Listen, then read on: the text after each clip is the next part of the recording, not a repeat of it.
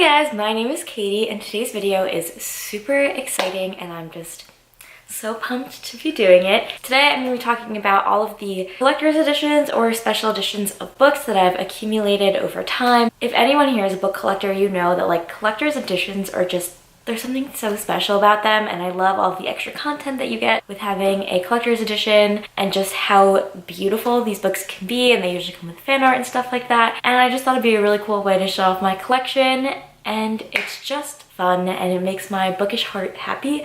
So I just want to share with you all of the collector's and exclusive editions of my favorite books.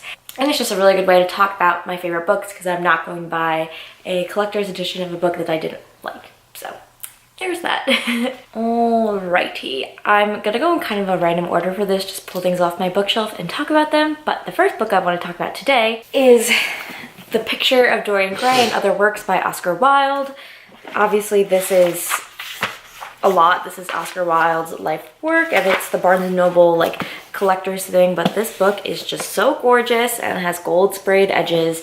And I actually had picked up The Picture of Dorian Gray on ebook back when I was reading on my Kindle. I don't really like reading on Kindles anymore. So back when I was reading on my Kindle, I picked up The Picture of Dorian Gray. I was going on a classics kick and it was actually the classic that I really love the most. It's about this young man who is vain and doesn't want his beauty to fade, and he basically makes a deal wherein his picture will be painted and his picture will age and he won't, and it's dealing with morality and life and greed and all of that, and it's funny and poignant and just really beautiful. And Oscar Wilde just has so many beautiful lines, and some of my favorite quotes were in that book, and I definitely want to give it a reread soon. I was thinking of maybe buying like a not pretty book like this and annotating the heck out of it because I just love that book so much and I think it's time for me to revisit. But yeah, regardless, this has everything from Oscar Wilde, and I read The Picture of Dorian Gray, and also I read his play, The Importance of Being Earnest, which is really funny. The next collector's edition book that I have is Harry Potter and the Sorcerer's Stone. This is the 10th anniversary edition, and it's so beautiful. We have Harry looking into the mirror of Erised, and on the back you can see his parents, and when you take off the cover, you have these beautiful stars, and I'm just absolutely in love with this edition. And fun fact, I actually did not buy this. My sister bought it when she was first getting into Harry Potter, is when it came out, and then she just doesn't read anymore, so it's mine now. I just love pretty books, and this is so absolutely stunning. Obviously, I have more than one special edition of Harry Potter because Harry Potter is what I grew up on and it's my absolute favorite of all time. So I also have Harry Potter and the Philosopher's Stone and Harry Potter and the Chamber of Secrets. These are the 20th anniversary editions from Bloomsbury, UK, so I got them on Book Depository, and as you can see here, it's the 20 years of Harry Potter sticker. And these are the house editions, so I'm a Ravenclaw, so Ravenclaw pride. But the Philosopher's Stone is black with the Ravenclaw scarf sprayed on the edges. And I just like it has the Ravenclaw motto on the inside cover. Or yet in wise old Ravenclaw, if you've a ready mind, where those of wit and learning will always find their kind. And in this book, it also has like facts about the Ravenclaw house and Rowena Ravenclaw, stuff like that, so I appreciated that. Harry Potter and the Chamber of Secrets just comes in this most stunning color of blue. I don't even know how to describe it, but I'm absolutely in love with it. It's so bright and vivid on my shelf, and of course it has these sprayed edges again and this Ravenclaw crest on the back, and I'm going to slowly be adding to my collections of these as they come out on the 20-year anniversaries of all of the books. The next collector's edition that I have is City of Bones by Cassandra Clare, and I just recently acquired this book. I was not sure at first if I was going to get it or not because I've been reading the Shadowhunters, and I think after I finished the Infernal Devices, the obsession has just fully kicked in, and I was like, yeah, I think I need this. But it's so beautiful. I love when it's just printed straight on the hardcover and it doesn't have a dust jacket. There's just something so cool about that. I love all the patterns and the artwork. The side is beautiful. The back has a cool design and it says all the stories are true. And of course we have gold sprayed edges. Very shiny. We have Clary and we have Jace on this end page, and all of this artwork is by Cassandra Jean that does a lot of work with Cassandra Clare. And throughout the book we have character art, so here's Simon and here's Isabel Lightwood. And yeah, if you don't know what City of Bones is about, we have Clary Frey, who's just a normal 16-year-old girl who finds out that she is a shadow hunter, and which is a race of half angel, half humans that fight demons, and she is basically sucked into the shadow hunter world to try and stop the evils at work. And it's just got everything, all sorts of supernatural creatures, all sorts of everything. And the series is so expansive. It has like so many books and so many series that take place in this world, and it's just really something fun to immerse yourself in, which is why I've just had such a great time reading them and why I decided I needed to get the collector's edition of this book. I also have this special and illustrated history, Notable Shadowhunters and Denizens of the Downworld by Cassandra Clare, illustrated by Cassandra Jean, which just has all of these drawings of all of the characters in the Infernal Devices, The Last Hours, The Mortal Instruments, Tales from the Shadowhunters Academy, and The Dark Artifices. And I really like this because when I want to get a picture of what a character looks like, I just look at this and then I know. So I'll show you my favorite characters from the Infernal Devices, Gem Carstairs, and they all have corresponding flowers. So there's Gem, here's Will, Arendelle. I'm just so immersed in the series now and I absolutely love it. Next up, we have A Darker Shade of Magic by V.E. Schwab, which is the first book of V.E. Schwab that I read earlier this year, and she's my queen now. I absolutely love her. I went to a book signing of hers back in October for the release of Vengeful, and so my copy is signed. And this book especially means a lot to me because my best friend Melissa and I were talking about books and how much we loved reading, and how I said I had wanted to get this book for myself, but I just like didn't have a lot of money at the time, so I wasn't sure. And she totally surprised me by getting this for me as a birthday present, and it just meant a lot. And now it's signed and personalized, and it's just so fantastic. In A Darker Shade of Magic, we have Kel, who is a blood magician that can travel between 4 parallel Londons: Red London, Grey London, White London, and Black London. In Grey London, aka regular schmegular London, he runs into Lila Bard, who is a cut purse, and steals a very powerful magical object that Kel isn't technically supposed to have from him, and from there they must work together to stay alive and fight against the evil magic threatening to end all of these worlds. And the thing that I love about this book is when you take it off, it says Astravaras on the cover, which is the spell to travel. The end page art is just absolutely stunning.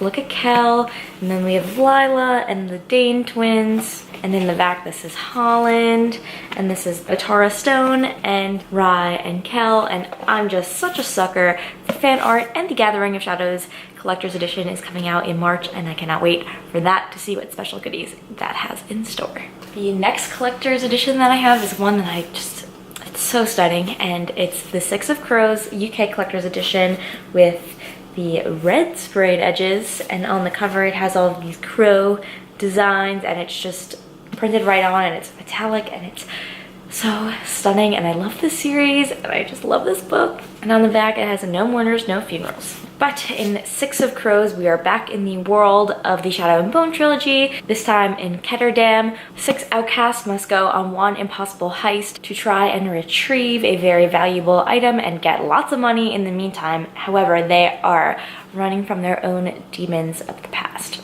All of the characters have their own perspective chapters, and each character has a different thing. So this one is just some random guy. He's like a random crow. And then we have Kaz has these 2 crow skulls and keys with chains. Inej has all of these daggers, which is totally fitting to her. Matthias has these 2 wolves that are howling. Nina has this heart, which makes sense because she's a heart render.